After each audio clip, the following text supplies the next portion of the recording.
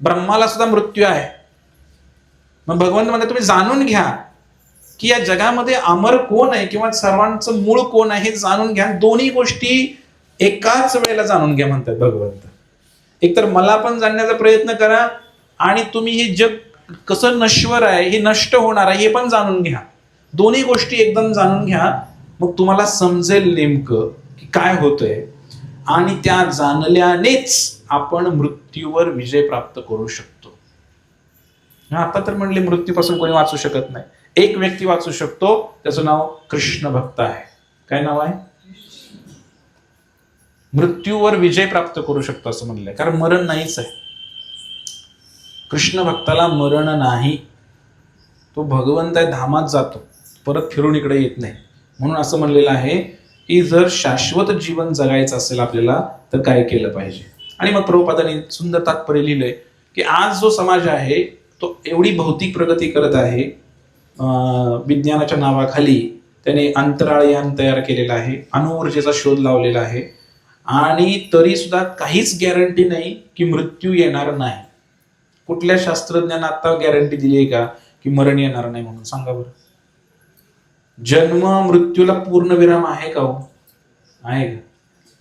किती मोठे मोठे लोक झाले, मोठे मोठे शोध लावले, मान्य आहे. तुम्ही असे काही शोध लावलेले आहेत की एक अणुबॉम्ब आहे, तो अणुबॉम्ब जर टाकला आज इथे या गावामध्ये टाकला तर इथून एक 800,000 किलोमीटर पर्यंत सगळं नष्ट होऊ शकतं, राख होऊ शकते, राख.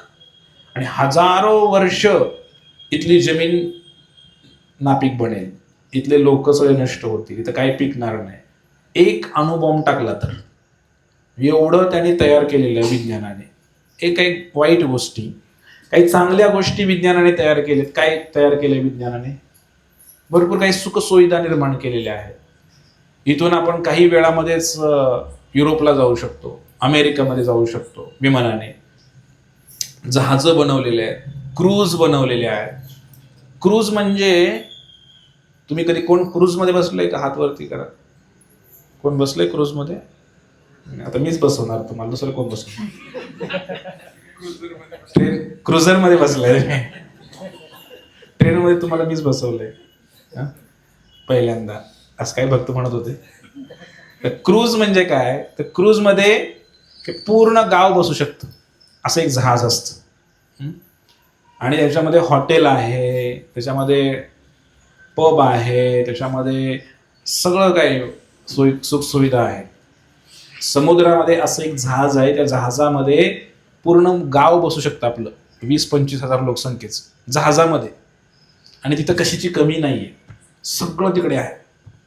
स्विमिंग पूल आहे, सगळं सगळं तिकडे आहे. जे इथं नाही आपल्या घरी ते सो तिकडे आहे. सगळं आहे. आणि तुम्ही असा 8 दिवस महिनाभर त्या जहाजामध्ये राहू शकता समुद्राच्या मध्यभागी. म्हणजे काय झालं, याचा अर्थ काय आला?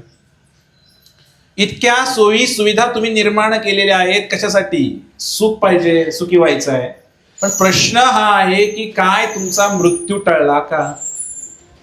मृत्यू यायचं तेव्हा येणारच आहे. त्या क्रूज मध्ये पण मृत्यू येणार, जहाजामध्ये पण मृत्यू येणार एक वेळ, बरोबर आहे का? विमानामध्ये पण मृत्यू येऊ शकतो.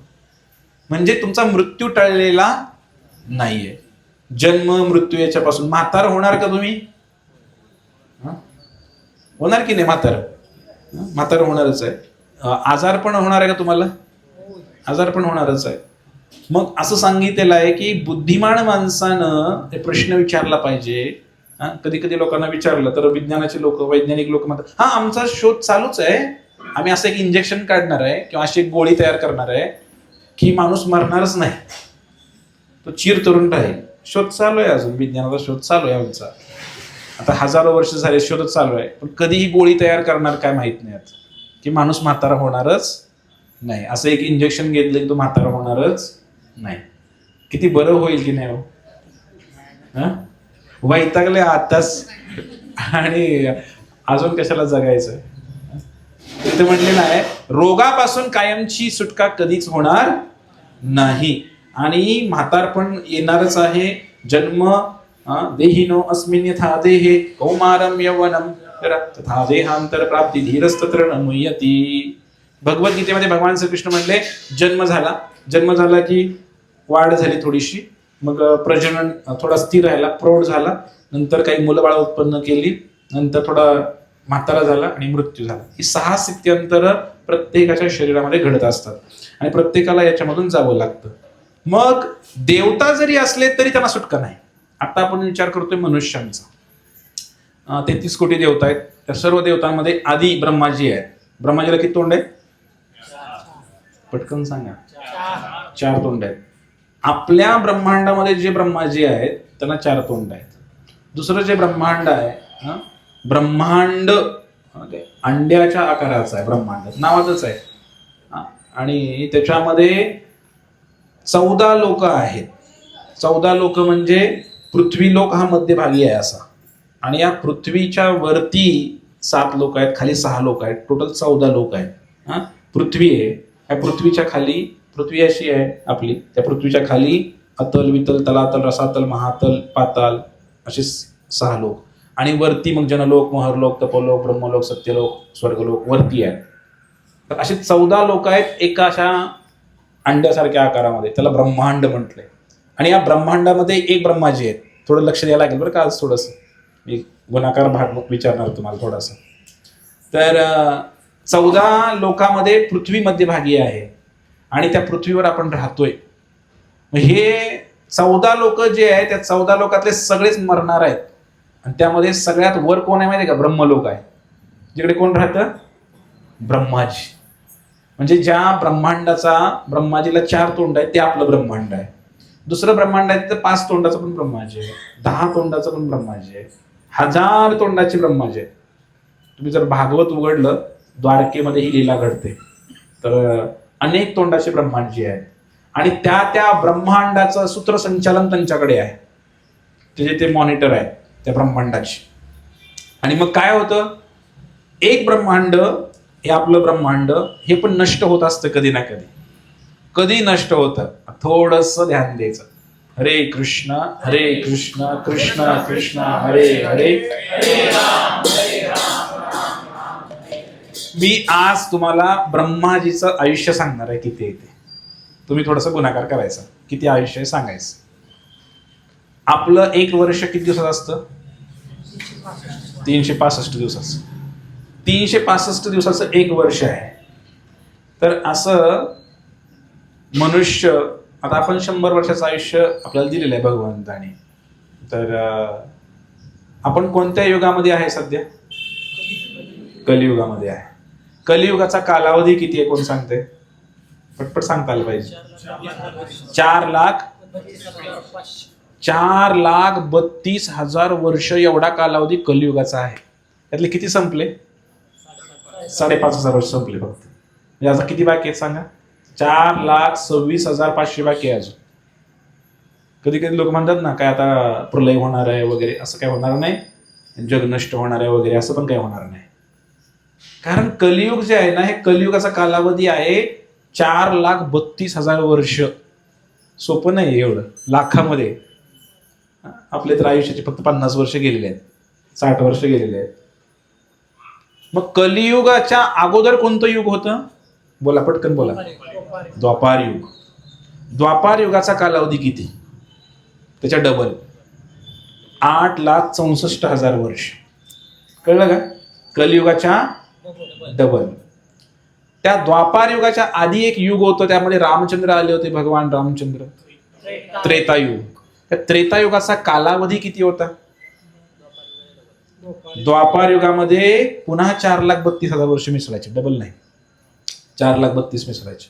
किती होते बघा? 8 लाख झालं का आधी? 8,64,000 अधिक 4,32,000 किती झालं? 12,96,000. 12,96,000 हा कालावधी त्रेतायुगाचा आहे. म्हणजे प्रभू रामचंद्राने 11,000 वर्ष राज्य केलं असं ऐकलंय तुम्ही? ऐकलं की नाही? तुम्ही म्हणणार माणसाचं आयुष्य 100 वर्ष, 11,000 वर्ष राज्य कसं काय केलं? तेव्हा आयुष्यमान पण 10,000 वर्षाचं होतं. आलं लक्षात? तर त्रेतायुगानंतर पहिलं, त्याच्या अगोदर कोणतं? सत्ययुग. हे 4 युग आहेत, लक्षात ठेवा. सत्ययुगाचा कालावधी किती आहे? त्यामध्ये पुन्हा 4,32,000 मिसळा, 17,28,000. तोंडी गुणाकार करतात काळे प्रभू. शिकलेले लोक मोबाईल काढतात. तर 17,28,000 वर्ष हे सत्ययुगाचं लाईफ स्पॅन आहे. आता ह्या चारीची बेरीज करा. सत्ययुग, त्रेतायुग, द्वापारयुग, कलियुग. किती वर्ष झाले? चारीची जर बेरीज केली तर 43,20,000 वर्ष येते. किती येते? 43,20,000 वर्षाचं हे चतुर्युग झालं. एक चतुर्युग. कलियुग, द्वापारयुग, त्रेतायुग, सत्ययुग. ह्या 4 युगाचा मिळून कालावधी 43,20,000 वर्षाचा आहे मंडळी. म्हणजे एवढं मोठं आहे चतुर्युग. आणि हे चतुर्युगाचा बंडल 71 वेळा फिरवायचा. किती वेळा? म्हणजे 43,20,000 वर्ष गुणिले 71 केलं तर किती येतं? बोला. जवळजवळ 30,67,00,000 येतं. किती येतं? 30,67,00,000 वर्ष झाल्यानंतर एक मन्वंतर म्हणतात त्याला. काय म्हणतात? एक मन्वंतर.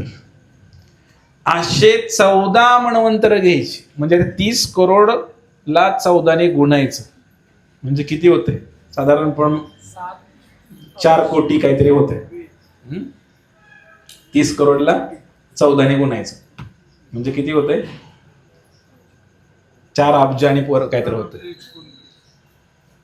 म्हणजे जवळपास 4 अब्ज 30 कोटी वर्ष जेव्हा होतील आपली, तेव्हा ब्रह्माजीचा एक दिवस पूर्ण होतो.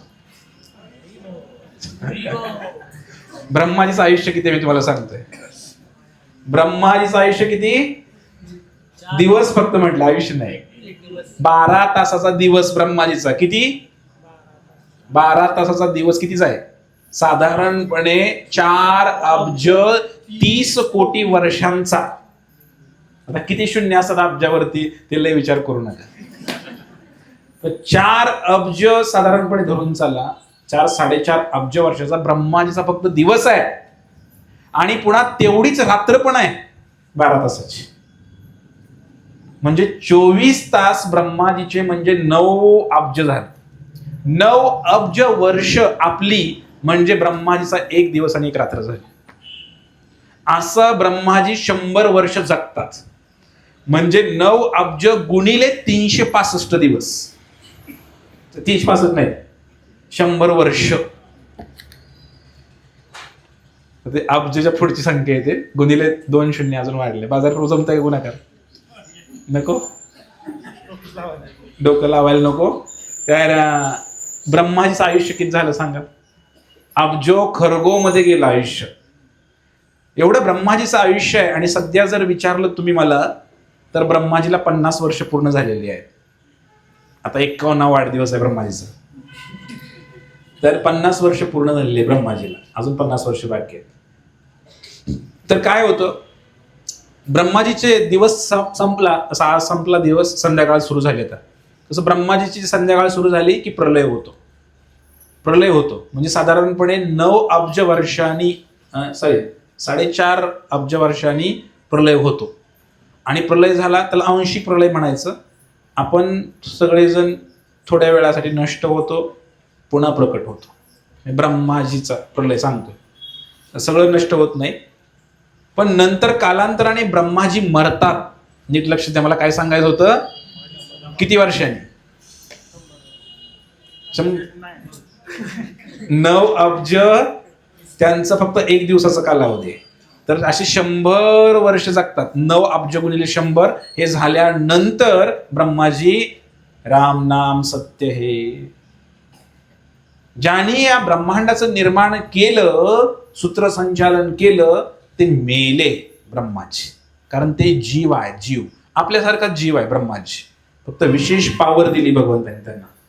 ब्रह्माजी मरू शकतायत, इंद्र मरू शकतोय, सगळे मरू शकतायत. या ब्रह्मांडामध्ये जेवढं काय स्वर्ग आहे ते स्वर्गही नष्ट होतो प्रलयामध्ये. सगळे मरणार आहेत हे मला तुम्हाला सांगायचं होतं. आणि काय अभिमान घेऊन बसलाय की मी एवढे दिवस जगणार आहे म्हणून. आपलं आयुष्य किती आहे? ब्रह्माजीच्या तुलनेनं आपलं आयुष्य काय आहे मोजायचंच नाही. आपलं 60-70 वर्षाचं आयुष्य आता ऍव्हरेज. मग ब्रह्माजीच्या तुलनेनं आपलं आयुष्य 60-70 वर्ष जगणार आपण काहीच नाही. किती गुमान आहे, किती अभिमान आणि किती गर्व झालाय. मी अमक्याचा अमका, मी पाटलाचा, मी चव्हाणाचा, आणि मी याचा, मी कलेक्टर, आणि मी पंतप्रधान, आणि किती अभिमान झालाय आपल्याला. माझी एवढी शेती आहे, माझ्या एवढ्या जरशा आहेत, आणि माझं एवढं पगार आहे मला, काय काय अभिमान झालाय आपल्याला. बरोबर आहे की नाही? हे ब्रह्माजी जे ब्रह्मांड चालवतोय तो बी एक दिवशी मरणार आहे. आणि म्हणून शास्त्र बोलतंय की तुम्ही मग कर्तव्य काय आहे, ब्रह्माजीचं कर्तव्य काय. मला मग चर्चा होती, ब्रह्माजी काय करतात ना? जप करतात का ब्रह्माजी? ब्रह्माजी जप करतात का? हो. चतुर्मुखी ब्रह्मा बोले कृष्ण कृष्ण हरे हरे, पंचमुखी महादेव राम राम हरे हरे. कृष्ण नावाचा या हरे कृष्ण महामंत्राचा जप करतात ब्रह्माजी. हरे कृष्ण कृष्ण कृष्ण हरे हरे राम. आणि सकाळ उठून करतात ब्रह्माजी. सकाळी ब्रह्ममुहूर्तावरती उठून 2-3 तास बसत नाहीत ते, बराच वेळ बसतात ते, आणि कंटिन्यू जप चालूच असतो. आणि त्यांच्याकडे नियोजन कोणाचं आहे? बोला लवकर. त्याला एक बायको, 2 पोरं असं नाहीये. हे आपण सगळे त्यांचीच लेकर आहे, आणि एका जातीचे का आपण कसे आपल्याला माहितीच आहे. हे सगळं सांभाळायचं आहे ब्रह्माजीला. ब्रह्माजी सगळं सांभाळत सांभाळत सांभाळत सगळ्या सृष्टीचं नियोजन करत करत हरे कृष्ण कृष्ण कृष्ण हरे हरे हरे राम. ब्रह्माजी सुद्धा नामस्मरण करतात भगवंतच. आणि प्रत्येक जीवाला ब्रह्माजी बनावं लागतं. तुम्हाला आणि मला सुद्धा ब्रह्माजी बनावं लागलेलं आहे कधी काळी. ब्रह्माजी पद एवढं श्रेष्ठ नाही, सगळ्यात श्रेष्ठ इंद्राचं पद नाही, ब्रह्माचं पद नाही, चंद्राचं पद नाही, कुणाचंच पद श्रेष्ठ नाही. सगळ्यात श्रेष्ठ जीवन मनुष्याचं आहे म्हणून सांगितलंय. तर मनुष्य जन्मामध्ये तात्काळ मुक्ती होऊ शकते. ब्रह्माजीचं आयुष्य एवढं मोठं आहे, आणि कधी जप करायचा, कधी भगवत प्राप्ती व्हायची. आपल्याला 10-20 वर्षामध्ये नामस्मरण सगळी भक्ती करून आपण निघू शकतो इथनं. हरी बोल. म्हणून मनुष्य जन्म हा ब्रह्माजीच्या जन्मापेक्षा शुद्ध आणि पवित्र मानलेला. त्या ब्रह्माजीला एवढं आयुष्य असून काय करायचंय? कारण ते सृष्टीचं नियोजन करण्यामध्ये त्यांचा वेळ जातोय सगळा. बिचारा तरी प्रयत्न करतोय. पण मनुष्य जन्म इतका श्रेष्ठ आहे की या जन्मामध्ये सहज सहज भक्ती करू शकतो. आणि कलियुगामध्ये तर अजून सोपं आहे की कलियुगामध्ये केवळ भगवंताच्या नावाचा आश्रय घेऊन आपण सुखी समाधानी होऊ शकतो, आणि अंतकाळी भगवंताच्या धामाला जाऊ शकतो. आणि जायचंच आहे. बऱ्याच जणांना हाच प्रश्न पडलाय की कशाला पुढचं सांगताय प्रभूजी, हाही रोजचं पडले आम्हाला इथं, मेल्यावर नंतर बघू म्हणतात काय करायचं. कोणी बघितले म्हणतात. मग कोणी बघितले तर पुढचा विषय आहेच की तुम्हाला आता तुम्ही उद्याचं नियोजन करताय की नाही? उद्या काय काय करायचं सांगा बरं पटकन. यादी आहे का तुमच्याकडे? हा, उद्या मंगळवारती यायचं आहे. यायचंच राहाय का नक्की? बरं असू द्या. 2 बुडलेत म्हणून म्हणतात ते. तर उद्याचं नियोजन आहे. सकाळी कुठले कुणाकडे जायचं, काय करायचं, सगळं नियोजन आहे तुमच्याकडे. बरोबर आहे की नाही? हे सगळं नियोजन तुम्ही लावून ठेवलेलं आहे. काय कामं करायची उद्याची सगळी. तुम्ही मूर्ख आहे का? कोण कोण आहे इथं मूर्ख सांगा. उद्याचं नियोजन केलंय म्हणजे तुम्ही शहाणे आहात ना. मूर्ख तर नक्कीच नाही तुम्ही. मेल्यानंतर पुन्हा पुढं काहीतरी आहे ना, त्याचं नियोजन केलंय का कुणी? केलं असेल तर शहाणं म्हणूया, नसेल केलं तर त्याला मूर्ख म्हणूया. सरळ आहे की नाही? उद्या सकाळचं नियोजन आपण करू शकत नाही तर मग त्याला मूर्खच म्हणलेलं आहे शास्त्रामध्ये. मूढा, भगवद्गीतेमध्ये तो श्लोकच आहे. आणि म्हणून असं सांगितलेलं आहे की भगवंतानी जे मनुष्य जीवन दिलेलं आहे, हे मनुष्य जीवन भगवंताला जाणण्यासाठीच आहे, केवळ भगवंताला जाणण्यासाठी आहे. तर त्याच्यासाठी मग दोन्ही गोष्टी एकाच वेळेला जाणून घ्या की भौतिक जग काय आहे आणि आध्यात्मिक जग काय आहे. तर भौतिक जग म्हणजे आता हे आपण काय करतोय सध्या, तर हे सगळं करता करता मला हे परमार्थ पण करायचा आहे, हे विसरायला नाही पाहिजे. तर याच्यासाठी प्रभुपादांनी सुंदर सुंदर उदाहरणं दिलेत. सगळे मी काही घेणार नाही, पण यासाठी असं म्हटलेलं आहे की ब्रह्मदेवापासून मुंगीपर्यंत प्रत्येक जण भौतिक प्रकृतीवर प्रभुत्व गाजवण्याचा प्रयत्न करीत असतो आणि हाच भौतिक रोग आहे. जोपर्यंत हा भवरोग असतो तोपर्यंत जीवात्म्याला देहांतराच्या प्रक्रियेमध्ये भाग घ्यावा लागतो. आणि मनुष्याला देवतेचे किंवा पशुचे कोणतेही शरीर मिळाले तरी ब्रह्मदेवाच्या रात्रीनंतर व त्यांच्या जीवनाच्या अंती असे 2 प्रलय होतात. या प्रलयाच्या वेळी जीवात्म्याला अप्रकट अवस्थेमध्ये राहावं लागतं. जन्म मृत्यूचे चक्र, त्याच्या अनुषंगाने येणारे वृद्धत्व व रोग यांना जर आपल्याला समाप्त करायचं असेल तर दिव्य ग्रहावर प्रवेश मिळवण्यासाठी प्रयत्न करायला पाहिजे. प्रलय काय होतो? ज्या वेळेला प्रलय होतो, प्रलय झाल्यानंतर काय होतं? हे सगळं जग बुडतं म्हणतो की नाही आपण. प्रलयामध्ये काय होतं? एक पूर्ण प्रलय आहे. पूर्ण प्रलयामध्ये हे ब्रह्मांड आहेत का, जसं चेंडू सारखे तरंगत आहेत सगळे या स्पेसमध्ये. अवकाश आहे, स्पेस, हे सगळे ब्रह्मांड आपले. आपण एका ब्रह्मांडामध्ये, असे अनंत कोटी ब्रह्मांड आहे. आणि तुम्ही कधी पाहिले समुद्रामध्ये महाविष्णू झोपलेले आहेत बघा, लक्ष्मी पाय दाबते, फोटोमध्ये पाहिले की नाही? विष्णू असे झोपलेले आहेत, अनंत शेष नाग आहे आणि लक्ष्मी पाय दाबते, त्यांचं नाव आहे महाविष्णू. काय नाव आहे? हे पहिले विष्णू. तर सगळे इकडे बघा, ते महाविष्णू काय करतात? श्वास घेतात. एकदा श्वास घेतला की सगळी ब्रह्मांड त्यांच्या आतमध्ये प्रवेश करतात. प्रलय झाला तेव्हा प्रलय होतो. आणि काही काळ त्यांच्या शरीरामध्ये ते थांबतात सगळे ब्रह्मांड, म्हणजे आपणही त्यामध्ये प्रवेश करतो. ब्रह्मांड गेलो म्हणजे आपणही भगवंताच्या शरीरात गेलो. आणि त्यानंतर मग थोडासा श्वास सोडला की पुन्हा ती ब्रह्मांड बाहेर पडतात आणि पुन्हा नवीन निर्मिती सुरू होते. म्हणजे महाविष्णूंचा श्वास किती मोठा आहे विचार करा. ब्रह्माजीचं आयुष्य, ब्रह्माजीचा मृत्यू, हे ब्रह्मांड संपणार आणि ते कुठे जाणार? भगवंताच्या शरीरामध्ये. तेवढा एक श्वास आहे. म्हणजे भगवंतांच्या एका श्वासाला किती वर्ष लागतात? बोला लवकर. अब्जाच्या आता कुणाला गुणाकार करावा लागेल तेव्हा, किती मोजता येणार नाही. म्हणून भगवंताचा श्वास एवढा मोठा आहे. आणि म्हणून आपण काय करायला पाहिजे? इथं असं म्हटलंय की मुंगी जरी असली ना या जगातली, त्या मुंगीला सुद्धा वाटतंय की म्हणजे कुणाला तर चावते किंवा तिला वाटतंय कुणाला तर कंट्रोल करावं. मुंगीला पण वाटते कुणाला तरी मालक बनावं आपण. हत्तीलाही वाटते कुणाच तरी मालक बनावं आपण.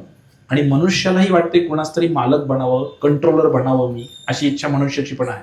आणि म्हणून या ठिकाणी असं वर्णन केलेलं आहे की सर्वांना हा रोग झालेला आहे आणि त्या रोगाचं नाव काय आहे? भवरोग. मला मालक बनायचं आहे, मला मालक बनायचं आहे. मग छोटा का असताना पण मला मालक बनायचं आहे. नवऱ्याचा काय, बायकोचा तरी मालक बनायचंच आहे, छोटा मालक. नंतर मग मोठे मालक, काय गावात सरपंच पद मिळेल किंवा काही मोठा अजून काय होईल, आमदार होईल, खासदार होईल. ही मालक बनण्याची वृत्ती सर्वांमध्ये आहे. सगळ्यांना बनायला आवडते की नाही? मालक बनायला सगळ्यांना आवडते की नाही? मालकीन बनायला आवडते, मालकीन बनायला, मालक बनायला सर्वांनाच आवडते. मुंगीपासून मनुष्यापर्यंत हा रोग झालाय की मला मालक बनायचं आहे. आणि भगवंत गीतेमध्ये म्हणले, मयाध्यक्षेण प्रकृती सुयते स चराचर हेतु नानेन कौंते जगत मी परिवर्तते. या जगाचा एकमेव मालक मीच आहे. तुम्ही मालक नाही बनू शकत आहे, तरी सुद्धा आपण मालक बनण्याचा प्रयत्न करतोय. आणि सगळ्यात मोठा रोग हाच आहे आणि याच्यामुळे दुःख येते मनुष्याच्या जीवनामध्ये.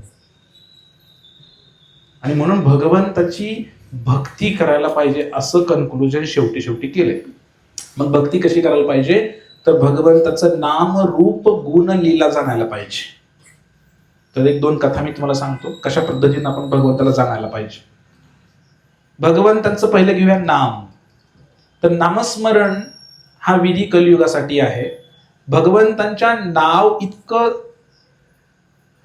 जसं सत्ययुग, त्रेतायुग, द्वापारयुग, हे जी 3 युग आपण मागे चर्चा केली, तर याच्यामध्ये वेगवेगळे विधी आहेत भगवंतांना प्राप्त करण्याचे. पण कलियुगामध्ये भगवंतांना प्राप्त करण्याचा विधी आहे अतिशय सोपा आहे. नाम संकीर्तनम यश सर्व पाप प्रणाशनम. कलियुगामध्ये केवळ भगवंताचं नामस्मरण करून आपण भगवंतांना प्रसन्न करू शकतो. आता पहिला तर मुद्दा हा क्लिअर झालाय की भगवंताची भक्ती करायला पाहिजे की नाही, किंवा मी माझं लाईफ आणि माझं मी एन्जॉयमेंट करू शकतो.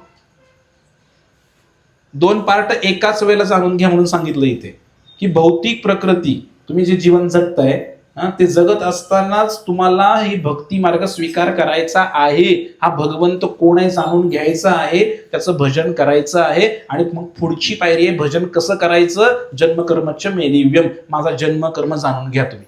एखाद्या लहान बालकाचा जन्म झाला, आपण विचारतो किती तारखेला जन्म झाला, कसा आहे तो, दिसायला कसा आहे तो, काळा आहे का गोरा आहे, नकटा आहे का काय, कसा आहे, आणि त्याचे केस कसे आहेत, लहान मुलाचे केस कसे आहेत, कुणाचे कुरळे आहेत, कुणाचे काय. संकर्षणचे जन्मतच तांबडे होते, जन्मापासून असं आहे ना. मग ते विचार असं कसं काय झालं, तांबडे केस कसे काय याचे, याच्यावर चर्चा आहे.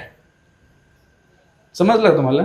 आपण चर्चा करतो की नाही हो फार छान आहे, फार छान आहे, मुलगा फार छान आहे. मुलगा आहे की मुलगी आहे, पहिला प्रश्न तिथून सुरुवात होते. जन्म कर्म काय करतो, तुमचा मुलगा काय करतो, आमचा मुलगा ना इंजिनियर आहे, कुठे काम करतो, बॉम्बेमध्ये आहे सध्या.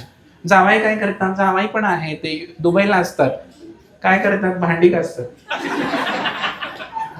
बरंच काही चालू आहे. म्हणजे ते सांगत नाहीत दुबईमध्ये जाऊन काय करतात, ते सांगतात की दुबईला आहे म्हणून सांगतात, शेखच्या घरी भांडी घासतात. तर कर्म, पहिलं जन्म कर्म दिव्य आहे ना आपलं. तर असं म्हटलेलं आहे की आपलं जन्म आणि कर्म एक वेळ विसरला तर चालेल, किंवा नाही जाणून घेतलं तर चालेल, पण भगवंतांचं जन्म आणि कर्म जाणून घ्यायला पाहिजे. त्यासाठी मनुष्य जीवन भेटलेलं आहे. नो अदर बॉडी, दुसरं कुठलं शरीर मिळणार नाही. मग असेच मी सांगितलं, ब्रह्माजी जरी बनला तरी अवघड आहे भक्ती करणं. त्यामुळे मनुष्य जन्मामध्येच आपण भगवंताला जाणण्याचा प्रयत्न करू शकतो. दुसऱ्या देहामध्ये ही संधीच नाहीये. फार कठीण आहे. मायेचा प्रभाव अजून जास्त आहे तिकडे. एवढा प्रभाव आहे ब्रह्मलोकामध्ये. ब्रह्माजी स्वतःच्या निर्मितीच्या माग, ब्रह्माजीने एक स्त्री निर्माण केली, तर ब्रह्माजी त्या स्त्रीच्याच माग सौंदर्याने मोहित झाले. ब्रह्मलोकामध्ये सुद्धा माया आहे, जबरदस्त आहे. इंद्र काय बोलायचं कामच नाही. म्हणून भजन करायचं असेल तर, भगवंताला जाणायचं असेल तर पृथ्वीवरती चांगलं वातावरण आहे आणि मनुष्य जन्म चांगला आहे, आणि त्यासाठीच बनवलंय खरं तर भगवंताने. आणि हेच नाही केलं तर कसं होईल. आणि म्हणून भगवंत म्हटले तुम्ही माझं जन्मकर्म जाणून घ्या आणि या संसारातून मुक्त होऊ शकता. भक्त बनला तर सुखी समाधानी होऊ शकता, इथंही आणि मृत्यूनंतर सुद्धा. आणि म्हणून भगवंताने सांगितलं नामस्मरणाच्या बळावरती आपण भगवंताची भक्ती करू. अनेक संत होऊन गेले, त्या सर्व संतांनी भगवंताचं नामस्मरण करूनच भगवंतांना प्राप्त केले. महाराष्ट्रामध्ये विशेष करून कलियुगामध्ये जेवढे संत झाले, पूजापाठ किंवा काही यज्ञ वगैरे करण्यापेक्षा सगळ्या संतांनी भगवंताचंच कीर्तन केले. बरोबर आहे का नाही. नाम घेता वाट चाली, यज्ञ पावलो पावली.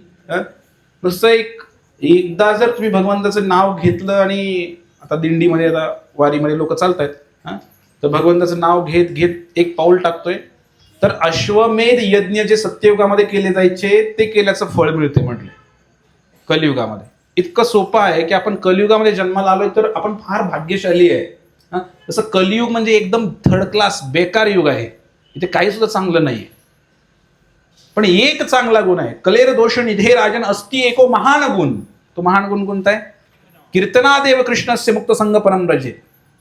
या ठिकाणी केवळ कीर्तनाने, भगवंताच्या नावाने श्रीकृष्ण प्राप्त होतात. पूर्वी हजारो वर्ष यज्ञ करावं लागायचे, तपस्या करावी लागायची. आणि म्हणून नामसंकीर्तन, तर भगवंतांचं नाव घ्यायलाच पाहिजे. आणि नाव घेतलं म्हणजे काय, भगवंतांना धन्यवाद दिल्याप्रमाणे, थँक्यू तुम्ही आम्हाला सूर्यप्रकाश दिला, चंद्रप्रकाश दिला, पाणी दिलं, थोडंसं धन्यवाद देण्यासाठी आपण नामस्मरण करतोय. दुसरं सांगितलंय नाम रूप, रूपच आहे ना, काय म्हटले बघा, नाम रूप गुण लीला. तर भगवंतांचे रूप, कुणी भगवंताचं नाव घेऊन आकर्षित झाला, कुणी रूपावरती आसक्त झाला. एक कथा मी तुम्हाला सांगतो.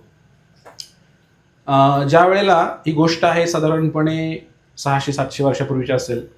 अकबर राजा जेव्हा होता दिल्लीमध्ये, तर त्याच्या दरबारामध्ये एक मंत्री होता, तर त्याचं नाव होतं सय्यद इब्राहिम. फार सुंदर कथा आहे. तो सय्यद जो होता इब्राहिम, हा मुस्लिम जातीने, मोमेडियन, आणि तो घोड्यावर बसून जायचा. मोठा मंत्री होता राजदरबारातला. एक त्याला घोडा होता, तो घोड्यावरती बसून असा फिरायचा. तिथून आग्र्याला जायचा. दिल्लीवरून आग्रा किती अंतर आहे? 200 किलोमीटर आहे साधारणपणे. तर दिल्लीवरून आग्रा मध्ये काय लागतो? मथुरा वृंदावन लागतं. दिल्ली आणि आग्र्याच्या मध्ये. तर मथुरा वृंदावन लागायचं. तर तो तिकडून नेहमी जायचा आग्र्याला वगैरे. आणि तो जो इब्राहिम आहे, एकदा एका दिल्लीमध्ये एक घर होतं, ब्राह्मणाचं घर होतं, आणि महान कृष्ण भक्त होते ते. तर पुष्टी संप्रदायामध्ये महान भक्त होते. पण त्यांच्या घरी एक मुलगा जन्माला आला, एक मूल जन्माला आलं. आणि ते मूल इतकं सुंदर होतं, इतकं सुंदर होतं की आपण आता फोटोमध्ये श्रीकृष्ण चित्र पाहतो की नाही, ते चित्र लपवायचं आणि श्रीकृष्णाला चित्र लपवायचं आणि त्या मुलाला धरायचं. ते इतकं सुंदर होता, इतकं सुंदर होता. कुरळे केस त्याचे, गोरा पान, लहान मुलगा. आणि थोडासा झाला असेल तो 2-3 वर्षाचा. ते मूल अंगणामध्ये खेळायचं इकडं तिकडं. एके दिवशी ह्या इब्राहिमची नजर त्या मुलावर पडली. तो इतका सुंदर होता मुलगा की नकळतपणे त्याला आकर्षण झालं त्या मुलाचं. किती गुटगुटीत आहे. असं लहान मुलं गुटगुटीत असतात तर लगेच उचलून घे वाटते त्याला. त्याचे गाल असे बाहेर आले असतात. पण हा मुलगा होता ना, जरा वेगळाच होता. तो इतका सुंदर होता, इतका सुंदर होता की त्या मुलाच्या प्रेमात पडलं तो इब्राहिम. तर तो मुलगा सारखं त्याला कडेवर घ्यायचा त्याला. आणि पूर्वी कसं होतं, ते मुस्लिम लोकांचं राज्य असल्यामुळे हा मंत्री मुस्लिम, तेव्हा ते ब्राह्मण पण घाबरायचा. आहे मुलगा म्हणायचा, कशाला आता काय आलाय तर घेतलाय, घेऊ द्या म्हणायचा. त्या मुलाला घ्यायचा, घोड्यावर बसवायचा आणि घोड्यावर बसवून फेरफटका मारून आणायचा. हा त्याचा नित्य कार्यक्रम सुरू झाला त्या इब्राहिमचा. आणि मग नंतर तो मुलगा मोठा झाला. त्याचं वय झालं साधारणपणे त्या मुलाचं 11-12 वर्ष झालं. थोडा तरुण झाला, 15 वर्षाचा झाला, तरुण अवस्थेमध्ये आला. तो अजून सुंदर दिसायला लागला मुलगा. आणि मग तो त्या मुलाला घेऊन जायचे, घोड्यावर बसवायचे आणि फेरफटका मारून यायचे आणि बघतच राहायचं तो. आणि काय म्हणायचं माहिती आहे का? काय म्हणायचं? इस लड़के में मुझे खुदा का नूर दिखाई देता है, अल्लाह ने क्या बनाया इसको. असा विचार करायचा. नीट लक्षात घ्या, आपण भरपूर काय शिकायचं आहे. अल्लाह ने कैसे बनाया इसको, इसमें मुझे खुदा का नूर दिखाई देता है. मला म्हणजे याच्यामध्ये भगवंतच दर्शन होते, अल्लाच दर्शन होते असं म्हणायचं. तो मुस्लिम होता आणि त्या मुलाकडे बघत राहायचं, तासोन तास बघायचं. ते घरचे वैतागले, म्हणले आमच्या मुलाला एवढा पाहतोय, एवढा पाहतोय. आणि मग त्याने काय केलं, त्या म्हटले आता बास झालं म्हटले. त्यांच्या गुरुकडे गेले. वृंदावनामध्ये त्यांचे गुरु राहत होते. आणि म्हटले महाराज काहीतरी करा म्हटले, काहीतरी. हा माणूस आमच्या मुलाला सोडतच नाही म्हटले, सारखा दिवसभर बघत बसतो म्हणे आमच्या मुलाला. आहे सुंदर आमचा मुलगा. मग असं म्हटल्यानंतर म्हटले ठीक आहे, त्याची माझी भेट म्हटले. हा येतोय म्हटलं, त्याचं टायमिंग ठरलेलं आहे म्हटले. मग ते महाराज त्यांच्या घरी आले, ब्राह्मणाच्या. दिल्लीमधली घटना सांगतोय तुम्हाला. आणि मग महाराज आले आणि महाराजांनी बघितलं की कधी येणार म्हटलं. येईलच म्हणले, टाइम झालेच म्हणले, सकाळी 11 वाजले. मग तो आला, घोड्यावर बसून आला. म्हणजे घोड्यावर बसून आल्यानंतर त्या ठिकाणी त्या मुलाला म्हणले आम्ही थोडंसं फिरून येतो म्हणले. मग ते म्हणले, ते जे ब्राह्मण गुरुजी होते, गुरु होते, त्यांनी त्या इब्राहिमला विचारलं, म्हणले काय आवडतं तुला या मुलामध्ये? ते म्हणले मी असं सौंदर्य कुठं पाहिलं नाही म्हणे. इतका सुंदर भगवंताने ह्याला, अल्लाने एवढं घडवलंय म्हणे. मला याच्यामध्ये असं वाटतं की हे भगवंताचंच रूप दिसतंय म्हणे याच्यामध्ये. आणि मग त्यावेळेला त्या गुरुजींनी काहीच बोलले नाहीत. त्यांनी हळूच काय केलं, एक फोटो घेतला, फोटो भगवान श्रीकृष्णांचा, सुंदर असा फोटो घेतला. आणि भगवंताला मनोमन प्रार्थना केली की हे भगवंता, कृपया तुम्ही या मुसलमान व्यक्तीला तुमचं सौंदर्याची थोडी झलक दाखवा म्हटले. त्या फोटोकडेच प्रार्थना केली त्यांनी. महान भक्त होते ते. तो भगवान श्रीकृष्णांचा फोटो त्यांनी त्याला दिला. आणि काय म्हटले माहिती का? म्हणजे हा फोटो बघ, तुला काय वाटतंय म्हटले. आणि तो फोटो दिला त्याला. आणि फोटो दिल्यानंतर ते मग म्हटले, अरे हा व्यक्ती तर या मुलापेक्षा सुंदर आहे. हा व्यक्ती तर म्हणले ह्या मुलापेक्षा सुंदर आहे म्हटले. हा व्यक्ती कोण आहे? ते म्हणले हा व्यक्ती म्हणजेच भगवंत आहेत. म्हणजे ज्याला तू अल्लाह म्हणतोयस ना, त्या अल्लाचा पण बाप हेच आहे म्हणले. ज्याला तो अल्लाह म्हणतोय तर या सगळ्याचा बाप येतो श्रीकृष्ण आहे म्हटले. आणि या श्रीकृष्ण जे आहेत ना, हे श्रीकृष्ण हे सगळ्यात सुंदर आहेत म्हणले जगामध्ये. तू म्हणले मी तर सौंदर्याचा भोगताय म्हटले, तर एवढे सुंदर व्यक्ती असेल भेटेल कुठं सांगा मला. आणि मग ते म्हटले लांब जायची गरज नाही म्हणले, फक्त 100-150 किलोमीटर वरती वृंदावन नावाचं ठिकाण आहे म्हणले. त्या वृंदावनामध्ये हे श्रीकृष्ण राहतात म्हटले. हरी बोल. असं म्हटल्याबरोबर त्याने विषयाविणी वर्तन्ते निरहारस्य देहिना स्वर्गं प्रसोप्यस्य परं दृष्ट्वा निवर्तते. उच्च रसाची प्राप्ती झाली, कारण या मुलापेक्षा सुंदर मुलगा भेटला त्यांना. आणि त्यामुळे तो मुसलमान इब्राहिम घोड्यावर टांग टाकली आणि निघाला. चलो रे मन श्री वृंदावन धाम, रटेंगे राधे राधे नाम, मिलेंगे कुंज बिहारी. गाणार नाही मी, वेळ झाला माझा. आणि जरा वृंदावनला निघाला हा इब्राहिम. वृंदावनला निघाला आणि वृंदावनामध्ये आता त्यांनी प्रवेश केलेला आहे. आणि वृंदावनामध्ये त्याच्या गुरुनी सांगितलं होतं. गुरु काय सांगायचे माहिती का? मौलाना म्हणले दिल्लीवरून आग्र्याला जाताना डोळ्याला पट्टी बांधायची. 100 किलोमीटर झाले की डोळ्याला पट्टी बांधायची आणि कानामध्ये कापसाचे गोळे घालायचे. कारण या वृंदावनामध्ये एक भूत राहते म्हणे. ते जाताना जर तिकडून गेला तुम्ही वाया वृंदावन तर ते झपाटल्याशिवाय सोडत नाही म्हणले. पंढरीचे भूत मोठे आल्या गेल्या झपटी वाटे. जो कोणी येईल त्याला ते कृष्ण झपाटतात म्हणले. त्यामुळे वृंदावनला कोणी जाऊ नका. गेला तर यमुनेच्या काठी जाऊ नका. यमुनेच्या काठी गेला तर डोळे झाकून घ्या. कारण कदाचित त्या श्यामसुंदर श्रीकृष्णाचं दर्शन झालं तर पुन्हा मोहला यायची गॅरंटी नाही. वैराग्य येऊ शकतं. इतके सुंदर आहे श्रीकृष्ण. आणि म्हणून त्या ठिकाणी हा इब्राहिम जो आहे, हा मुसलमान वृंदावनामध्ये गेला, गोकुळामध्ये गेला आणि गोकुळामध्ये राहू लागला. महावनमध्ये रमण रेती माहिती आहे आपल्याला? कोण कोणी गेले रमण रेतीला? हात वर कर. बरेच जण गेले आपल्यापैकी. त्या रमण रेतीच्या शेजारी तरी छोटस आपलं त्या झाडीमध्ये राहू लागला हा मुसलमान व्यक्ती. आणि तो इतकी प्रार्थना करू लागला भगवंतांना आणि जप करू लागला, नामस्मरण करू लागला आणि भगवंतांचं दिव्य दर्शन त्याला व्हायला लागलं. तो भगवंताचा रात्रंदिवस जप करू लागला तिथे राहून. मुसलमान व्यक्ती, मंदिरात प्रवेश नाही कुठल्याच वृंदावनामध्ये.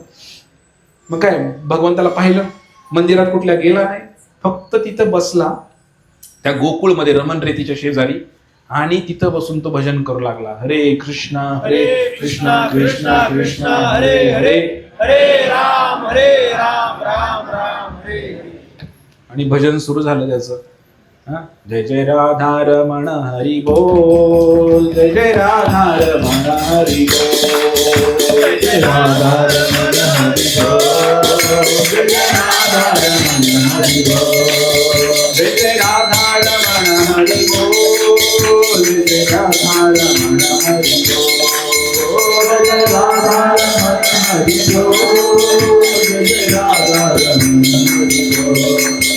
जय जय राधा रमण हरी बोल, जय जय राधा हरि बोल, जय राधा रमण हरि बोल, जय राधा रमण हरि बोल, हरि बोल हरि बोल हरि बोल हरि बोल.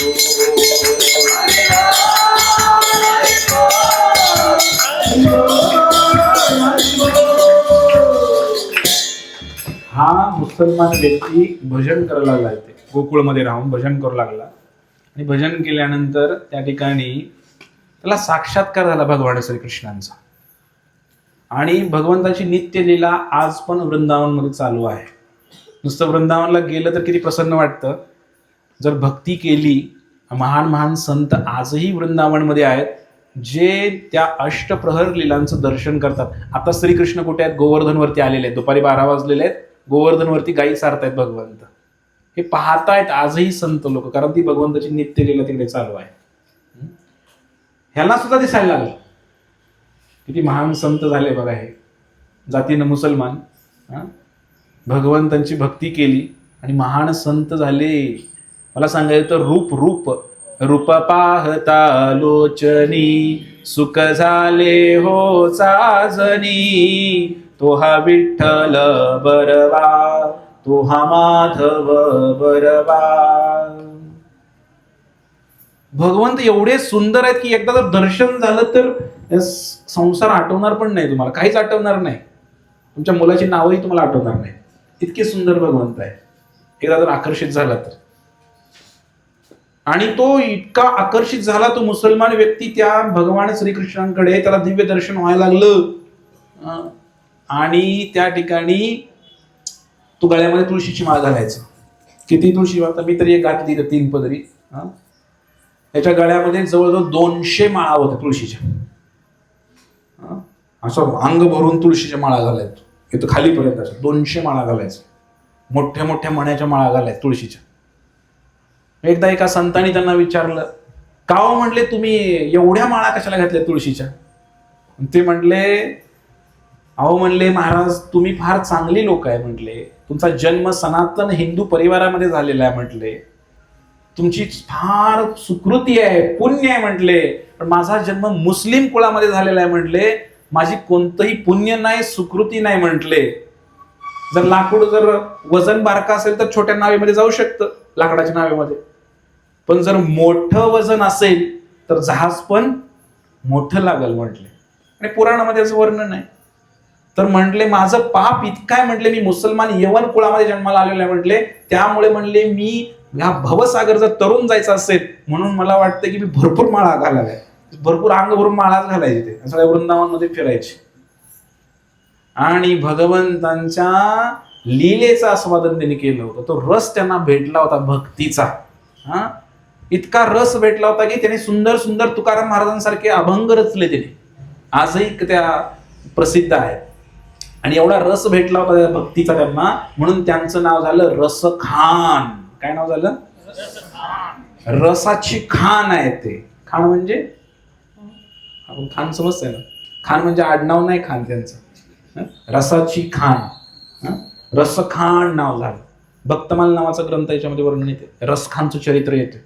एवढे महान भक्त झाले, मुस्लिम कुटुंबामध्ये जन्माला येऊन सुद्धा भगवान श्रीकृष्णांचं दर्शन झालं त्यांना. काय एका सुंदर मुलाकडे बघितल्यानंतर आकर्षित झाले होते. सांगण्याचा उद्देश हा होता की सुंदरता आपल्याकडे पण आहे, पण परम सुंदर तर श्रीकृष्ण आहे. म्हणून या जगामध्ये पण सौंदर्य आहे, नो डाऊट सौंदर्य आहे, पण आकर्षित व्हायचंय श्रीकृष्णांच्या सौंदर्याकडे. आणि श्रीकृष्णाच्या सौंदर्याकडे आकर्षित झाला तर परम लाभ होईल. या जगाच्या चांबड्याचं सौंदर्याची किती उंची आहे, मेजरमेंट किती आहे, असं म्हणलेलं आहे की ही स्किन आहे ना, ही स्किन त्वचा, त्याची जाडी किती आहे सांगा? 0.0001 किती आहे MM मध्ये? एवढं पातळ आहे. एवढीच सुंदरता आहे म्हणे आपल्याकडे, एवढ्या MM मध्ये सुंदरता आहे. हे काढल्यानंतर आतमध्ये काय आहे बोला की?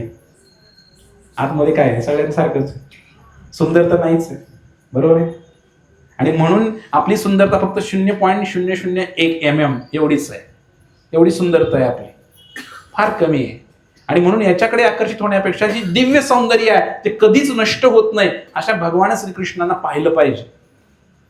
वरती शरद बिहारी भगवंत आहे, थोडं थांबलं पाहिजे, भगवंताकडे पाहिलं पाहिजे. काय सुंदर आहे बरं. हा पीडम नटवर वपू कर्णयो कर्णिकारम बिभ्रतवासा कनक कपिशम वैजयंतीं च मालाम. डोक्यामध्ये मोरपंख धारण केलेला आहे, चाफेकळी नाक आहे, डाळिंबाच्या दाण्यासारखे दात आहेत भगवंतांचे, बिंब फळासारखे लाल बुंद ओठ आहेत भगवंताचे. कानामध्ये काय धारण केलंय?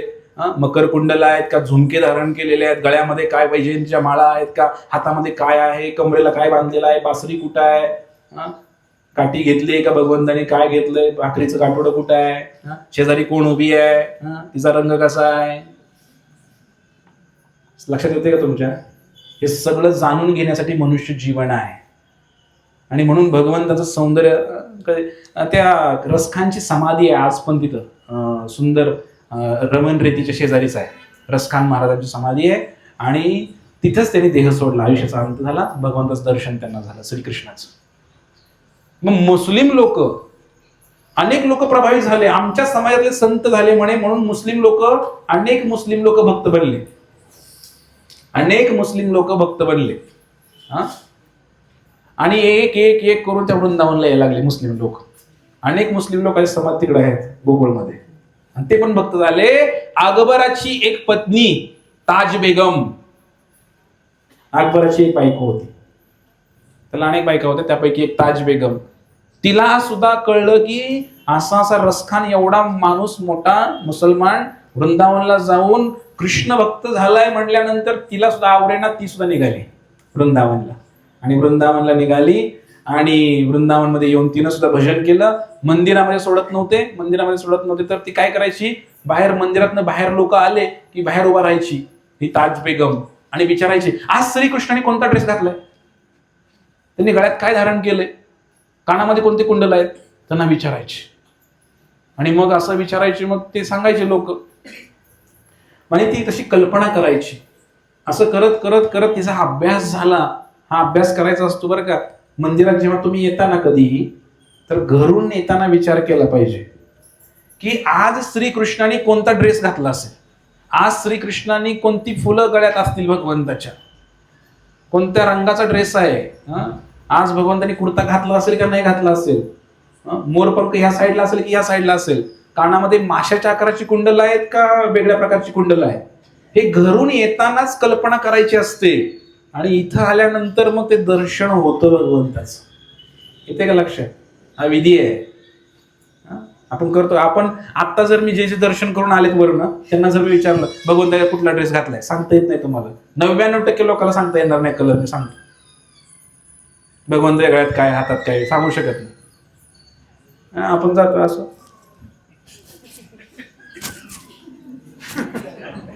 डोळे दाखव, लगेच खाली येते. समजलं का?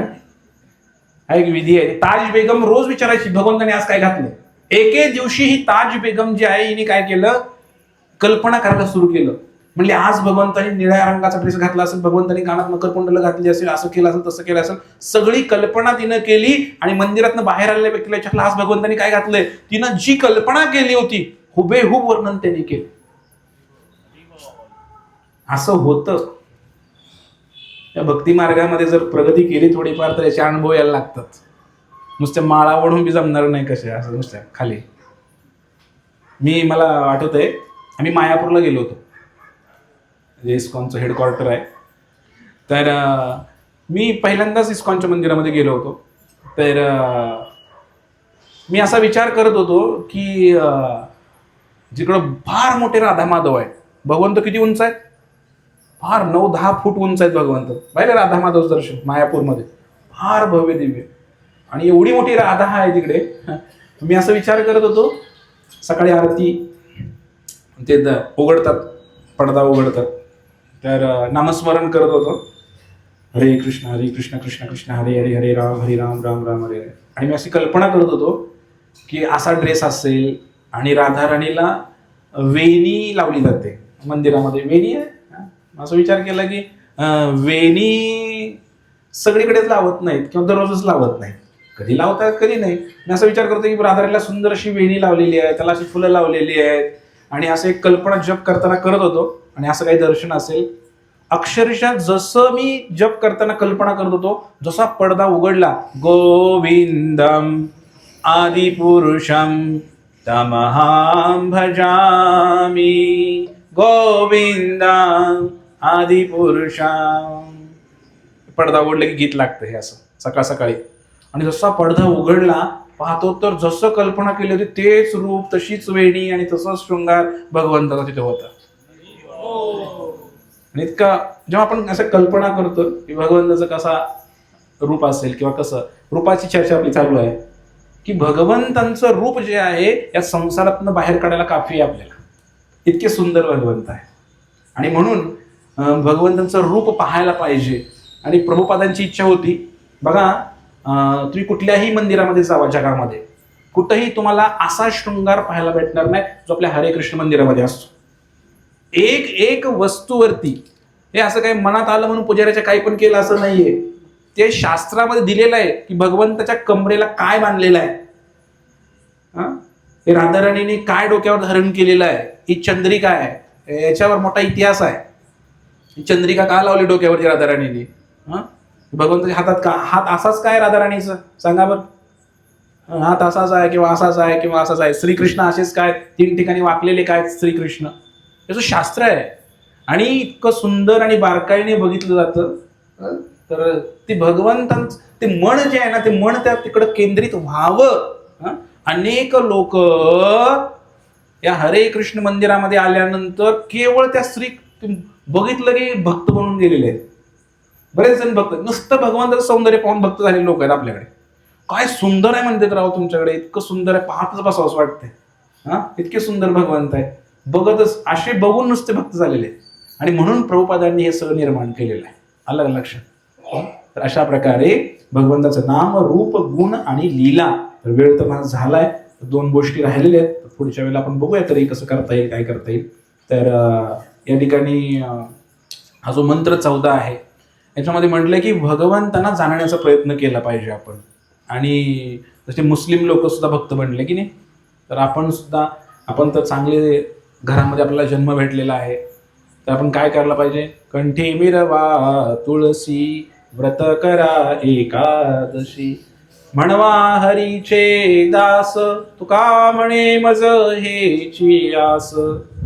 कंठामध्ये तुळशीची माळ धारण करा, एकादशी व्रताचं पालन करा आणि भगवंताचं भरपूर नामस्मरण करा, जेणेकरून तुमचा हा जो संसार आहे, भौतिक संसार, याच्याबरोबर हे भगवंताला जाणून घेणं मृत्यू येण्यापूर्वी आवश्यक आहे. एकदा जर मृत्यू आला आणि जर त्यावेळेला कळून काहीच उपयोग नाही, अरे माझं थोडं जाण्याचं राहिलं होतं, मी म्हटलं होतं की 16 माळा करतो, दीक्षा घेतो, पण ते राहून गेलं माझं, तर मग आता काय करायचं? मी विचार करत होतो मी तुळशीची माळ या जन्मात घालेन म्हणून, पण तोपर्यंत मृत्यू आला, काय करायचं? आणि मृत्यू तर कधी पण येऊ शकतो. त्यामुळे भगवंताला जाणण्यासाठी हे मनुष्य जीवन आहे आणि अन्य कोणताही उद्देश नाही. तर आपला हा संसार करत असताना हा भगवंताला जाणणं गरजेचं आहे. ऑप्शनला ठेवता येत नाही हा विषय, हा कंपल्सरी विषय आहे. येते का लक्षात? ऑप्शनला टाकता येत नाही. इकडं ऑप्शन नाहीच. हा विषय ठेवतो आणि हा विषय मला आवडत नाही. हा विषय कंपल्सरी आहे, सर्वांना हा विषय लिहायचा आहे, इथं ऍडमिशन घ्यायचं आहे. हरे कृष्णा.